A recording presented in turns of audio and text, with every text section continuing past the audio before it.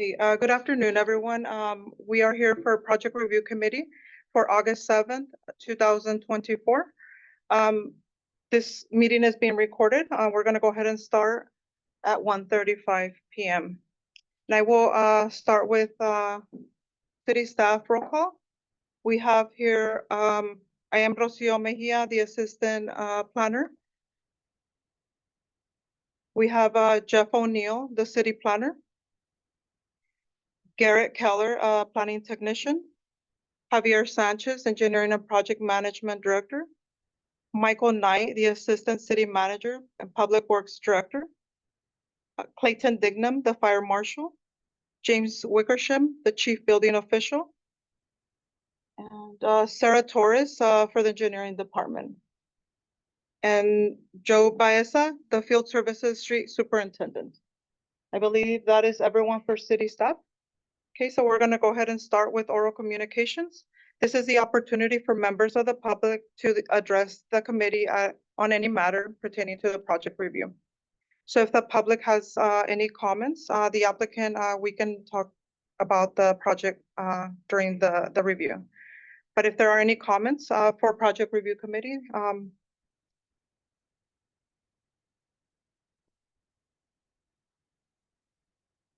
okay, hearing none, we can go ahead and continue. So today here we have project review, PRC 2024-026, the Ramirez subdivision. The applicant, Chuck Ramirez. And the applicant, AW Engineering. We have Chuck here in person. So the applicant is proposing a preliminary subdivision map to divide the existing 11.47 acre property into 30 parcels for residential lots. The subject property is located on the southwest corner of Newcomb Street and Linda Vista Avenue with an APN 243-130-042. The property is located outside the city limits and is pre-zoned RS2, so low density residential. It is within the city's urban development boundary. The general plan land use is of low density residential. Okay, so we will begin with the planning comments.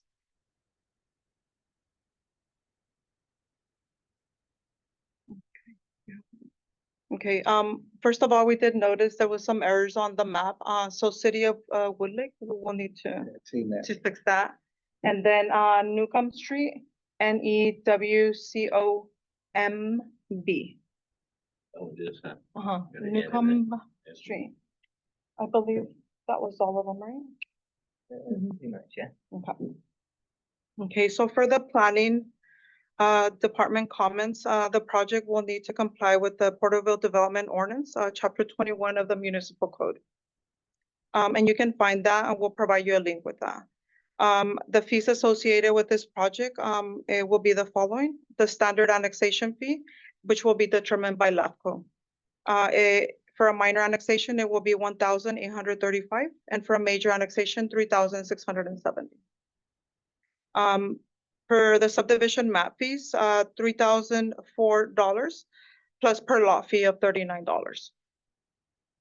The final map fee is $1,672. And then, let me see. There will be additional cost for the requested entitlements, and they are discretionary action of the city council. And such are subject to review under the CEQA. The city maintains contracts with 4 on-call environmental consultants for preparing these documents, and the cost to prepare the document is the actual cost of the consultant. In addition, there will be a 10% fee for administration and also for contingencies on top of the consultant fees. Let me see. The project also will need to comply with the Porterville Development Ordinance, the following chapters for tentative maps, section 402 of the code, for final maps, section 404 or chapters, And 407, dedications, reservations, and improvements. And also 611 for environmental review. All properties requesting annexation are subject to the procedure established by the city of Porterville. There will be an annexation pre-consultation process that the city will work with LAPCO for that process of the annexation. And the maps will need to comply with the state board standards for the annexation. In addition, the project will need to comply with the Porterville Development Ordinance, section 407.03A9. When any lots front or side on any arterial, collector, expressway, or freeway, the subdivider may be required to dedicate and improve a frontage street to provide ingress to and egress from such lots. Residential properties shall not take access to and from arterial or collector streets. Also, to meet guiding principles and policies of the general plan, a road stub needs to be incorporated into the southwest corner of the development to provide connectivity to Rose Street as identified in figure 4.1 of the general plan. Okay. In addition, pursuant to section 407I10 of the Porterville Development Ordinance, park space shall be provided at a minimum ratio of 3 acres per 1,000 residents. The map would include a condition to dedicate improved park space, so the applicant shall propose improvements and identify valuation of said improvements on parcel sized, such of the sum of the dedication of the park. Improvement would be valued and based on the 0.54 acres. I'm sorry, let me repeat that. The map would include a condition to dedicate improved park space, so the applicant shall propose improvements and identify the valuation of said improvements on parcel size such that the sum of the dedication and improvements would be valued based on 0.54 acres. So the expected parks of this project would be considered a pocket park and according to the general park, pool, and community facilities element of the general plan. The amenities for a pocket park can include, but are not limited to, a playground, half a court basketball facilities, workout equipment, communal barbecue picnic facilities, and pet areas, etc. Okay. The subdivider shall improve or agree to improve all street, highways, or ways in or adjacent to the subdivisions. In addition, the improvements which the subdivider shall make or agree to make can be found in section 407.02F, required improvements enumerated of the Porterville Development Ordinance. In addition, the developer and the applicant shall comply with Chapter 303, landscaping of the Development Ordinance Code, and Chapter 25, Article 1, Division 6 of the Municipal Code. In addition, landscaping shall be designed and planting selected so that the water use is minimal. Okay, also, per section 407.03I of the Development Ordinance, each subdivision shall be subject to the creation of landscaping and lighting maintenance district in compliance with the Landscaping and Lighting Act of 1972. Furthermore, the residential single-family structure shall be developed in accordance with the following standards in section 201.04, supplemental regulations of the Development Ordinance Code. Garage frontage and location, where the garage doors face the street, garage width shall not exceed 50% of the width of the front facade of the building for a 2-car garage, or 70% for a 3-car garage. The maximum of a 3-car garage door may face a street. Where the garage doors face the interior of the lot or side loading garage, the face of the door shall be set back at least 25 feet from the side of a lot line. The front setback for a garage is 15 feet.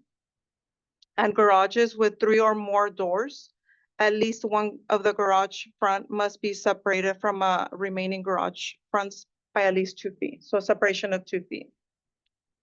In addition, it needs to have and I can never pronounce this correctly, architectural articulation always just my two words. On all facades that face the street, at least two architectural articulations are required, such as window trim, window recesses, shutters, window boxes, bay areas, cornices, and changes in material to show that articulation. Single-family residential dwelling width, all residential structures shall have a minimum width of 20 feet. For two-story dwellings, two-story dwellings shall include windows on the facade facing the street. No second-story street-facing wall shall run in continuous plane of more than 20 feet without a window or projection, offset, or recess of the building wall at least 1 foot in depth. Okay, and those are all the comments for. I was gonna say for the park space, the Mhm. 0.54, that was a mistake on my part. We don't know Okay. what the park space would be. And then there's also a mechanism to where they can contribute that valuation to the parks fund Mhm. instead of adding a park to that subdivision. So you can pay a fee to not have a park there. Okay. Thank you, Garrett, for that. Yeah. Okay, so those are just, let me see, what do I have that we need to go back? Yeah, so it'll be dependent on the size of the property and the valuation. So, those are all the comments for planning. Did you have any questions for planning comments? I'm not at the moment. Okay, you'll receive these, in a comment letter, with more details. Okay. So, if you don't have any questions for the planning department, we can, continue with engineering comments. Perfect. Okay, so Javier, will be presenting those comments. Thank you. All right, thanks, Rocio. For engineering, let's see. On the map, we'd be looking for a few more dimensions on the lots. We did see a few, I don't know if those are typical throughout, but yeah, obviously they'll change as you wrap around those knuckles. So just a bit more dimensioning. As far as the right-of-ways on North Newcomb and West Linda Vista, both of those are collector streets per the circulation element. And in looking at the circulation or our exhibits for collectors, each roadway would require 84 feet of right-of-way width. You know, right now it's quite narrow, so there'd be a good amount of widening on both of these frontages to accommodate that. And that include you know, to allow for a pave out curb gutter curb gutter, a landscape strip, sidewalk, and then a 10-foot landscape easement behind it. And so that'd be that. As far as drainage, there are a couple of drainage basins around the vicinity, but that you can look into draining into as long as there's capacity or the creation of capacity. Otherwise, you could do a temporary basin on site as well. Let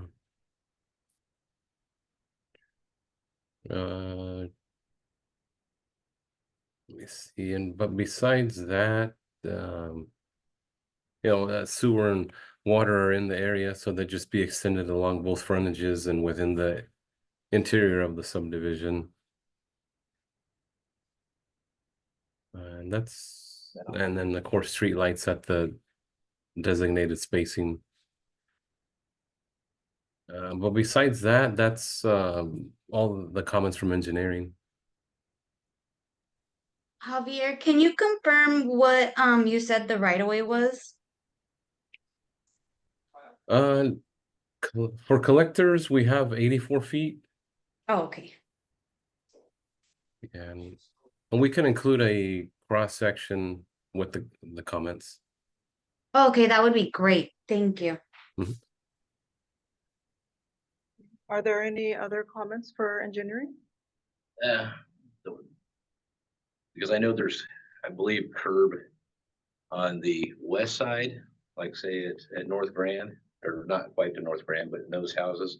So that would all line up with the west side of Newcomb, and, you know, as we carry it on, and then say at Chelsea Glen, because that's all curb and guttered and stuff. So that'd be my question. Are we pushing out farther by going the whole 84 feet? Because I don't know That's what I'm curious.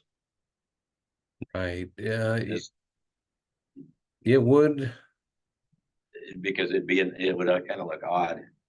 I mean, with the houses that are towards North Grand. Because I think it's just a standard width road, if I'm not mistaken.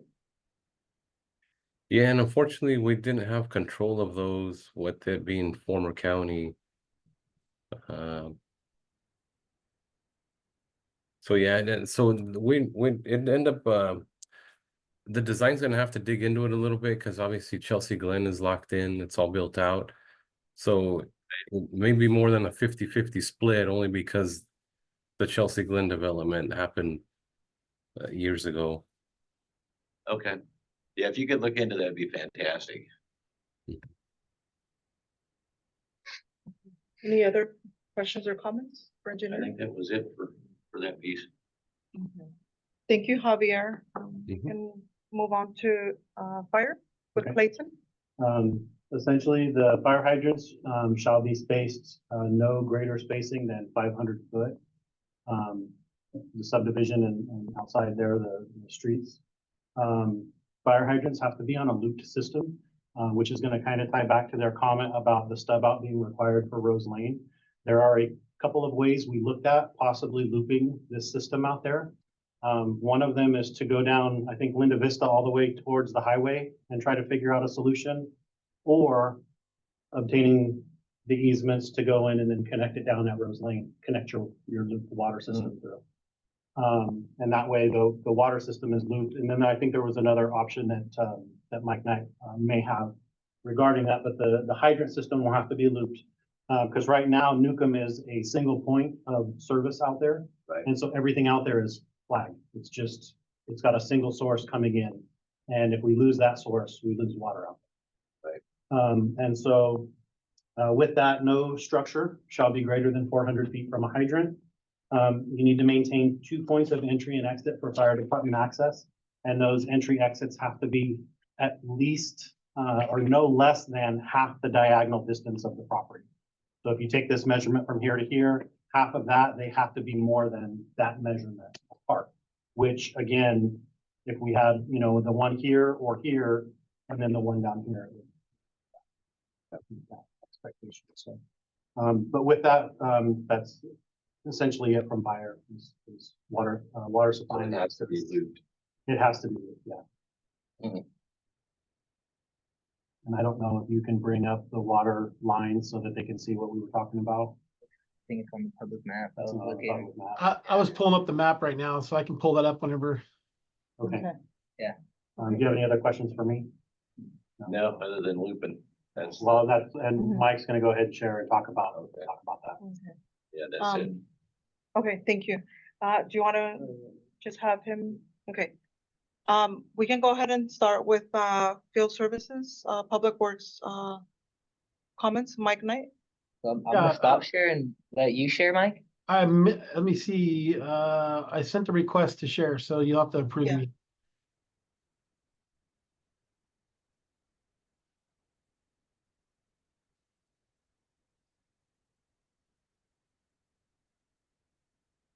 So just for the discussion purposes, I apologize, this has not been updated to show all the sewer lines in the area, but clearly there is sewer out there.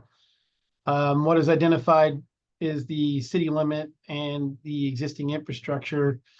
So with the property here in trying to evaluate how to not create a flagged lot here in services, of course, the potential discussion is down here in Rose. The other recommended would be to go down and find an access point off of Linda Vista for potential service. And the other discussion that was talked about for options is to dedicate a well lot for the subdivision to create your own source supply in the vicinity of the development. That was the other discussion. Okay. Other than that, currently what's being submitted, I have no additional comments other than trying to figure out how we provide reliable service for the development. So the well option would be something the city would support. The well option would definitely be something to entertain a discussion over, because unless you have some good communications with this parcel owner to the south of you, I mean, that would probably be the cheapest option. If you're able to get an easement and tie into Rose, that would definitely be a cheaper option than extending utility all the way to Linda Vista, with potentially having, there's some services here that are not identified in this area, so we'd have to get some details on that to see how that would work. But a well would definitely be something to talk about for an opportunity to provide additional service. Okay, great. Thank you, Mike.